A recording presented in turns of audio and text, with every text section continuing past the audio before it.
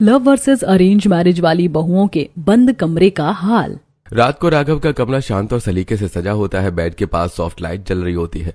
राघव थका हुआ बिस्तर पर बैठा होता है। तभी नेहा धीरे से दरवाजा बंद करके उसके पास बैठ जाती है और उसके सिर की मालिश करने लगती है। ज्यादा स्ट्रेस मत लिया करो, वैसे भी आपको थोड़ा सा काम का प्रेशर हो जाता है तो आप बहुत परेशान हो जाते हैं। यार अब क्या करूं, ऑफिस का काम है, करना तो पड़ेगा ही। आप बस अपना ध्यान रखो, बाकी सब मैं संभाल लूंगी। नेहा चुपचाप बिना किसी दिखावे के अपने पति की सेवा करती रहती है। उसके चेहरे पर सच्चाई और अपनापन साफ दिखता है। उसी घर के दूसरे कमरे में बिल्कुल अलग माहौल होता है। कमरा मॉडर्न स्टाइल में सजा होता है। तेज लाइट और बिखरे हुए कुशन पड़े होते हैं। शिल्पा आराम से बेड पर लेटी होती है और मुकुल ऑफिस से थका हुआ अंदर आता है और शिल्पा का सर दबाता है। यार शिल्पा, मैं ऑफिस से इतना थक कर आया हूँ, आज वैसे ही बहुत काम था। तो चुपचाप मेरा सर दबाओ। पूरा दिन काम करके और तुम्हारे घर वालों की चिक चिक सुनकर मेरा भी सर दुख जाता है। लेकिन मैं बहुत थक गया हूँ। मैंने कहा ना, बहस मत करो, बस सर दबाओ। मुकुल चुपचाप उसका सिर दबाने लगता है। उसकी आंखों में थकान के साथ मजबूरी भी साफ दिखती है।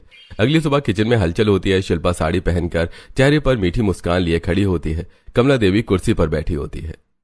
मम्मी जी आप बैठिए, मैं सब संभाल लूंगी। अरे वाह शिल्पा, तुम तो दिल जीत लेती हो। दूसरी तरफ नेहा जल्दी जल्दी काम करते हुए सास से सीधी बात कहती है। मम्मी जी आज काम थोड़ा ज्यादा है, आप थोड़ा सब्जी काट देंगी तो जल्दी हो जाएगा। क्या सास से काम करवाएगी? एक ही घर में दो बहुएं, एक जो बंद कमरे में अपने पति का सहारा बनती है लेकिन मुंह पर सच बोलने की वजह से गलत समझी जाती है। दूसरी जो बाहर मीठी मीठी बातें करती है लेकिन अंदर अपने पति को ही थका देती है। कमला की नजर में शिल्पा सबसे अच्छी बहू होती है और नेहा हमेशा गलत। लेकिन असली सच तो बंद कमरे में ही छुपा रहता है। आइए जानते हैं बंद कमरे के पीछे का हाल।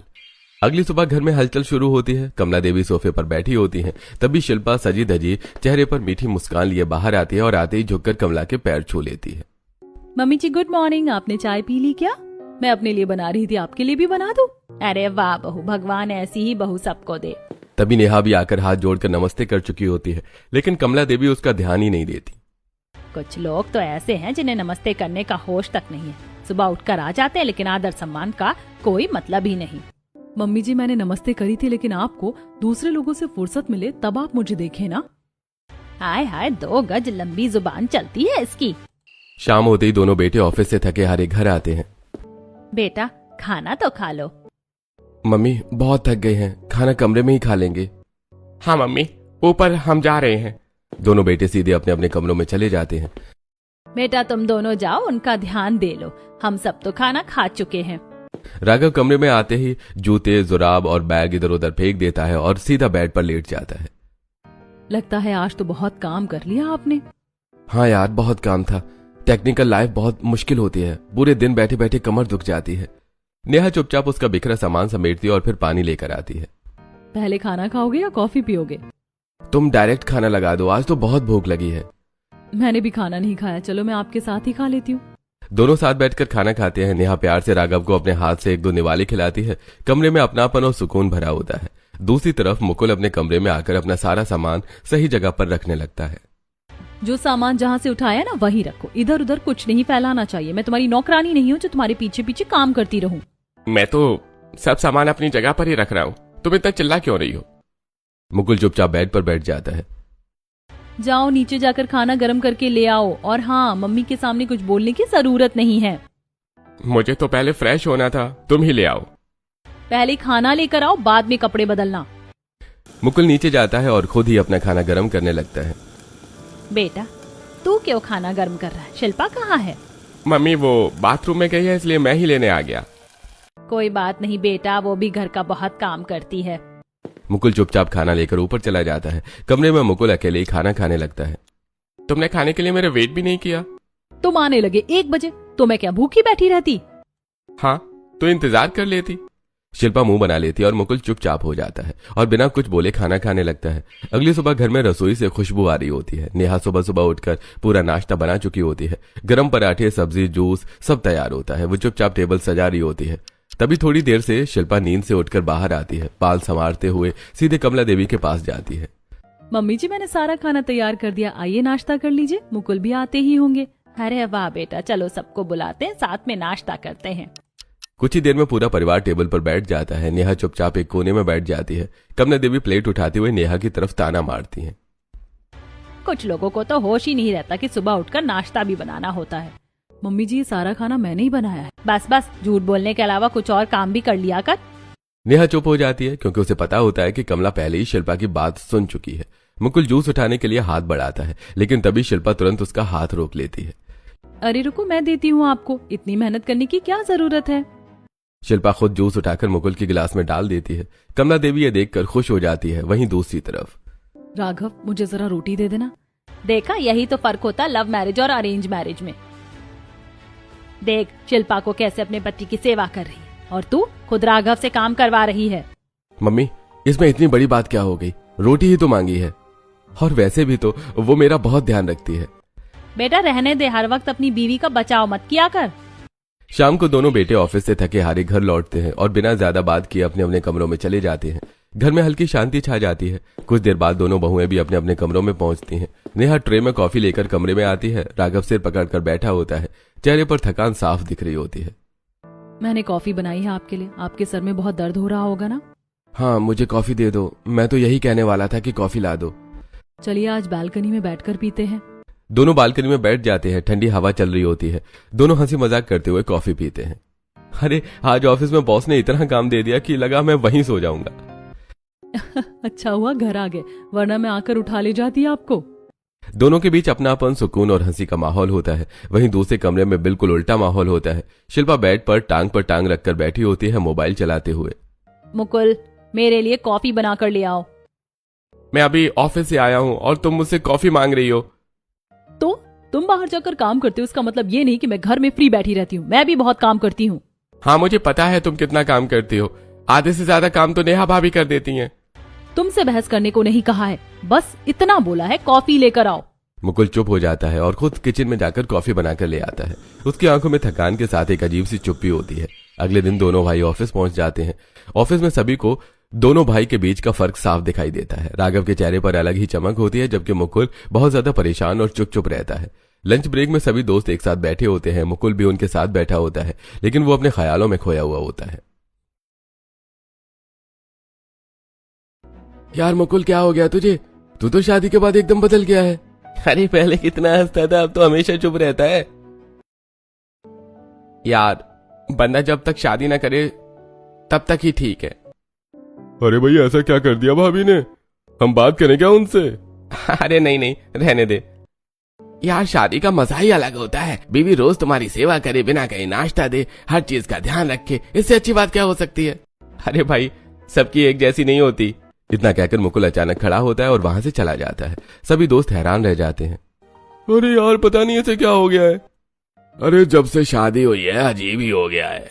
सभी दोस्त एक साथ बैठे होते हैं। मुकुल के जाने के बाद माहौल थोड़ा हल्का करने के लिए सबकी नजर राघव पर जाती है। राघव के चेहरे पर एक अलग ही चमक होती है, जैसे जिंदगी बहुत सुकून में चल रही हो। अरे भाई राघव, बड़ी खुश दिख रहे हो आजकल।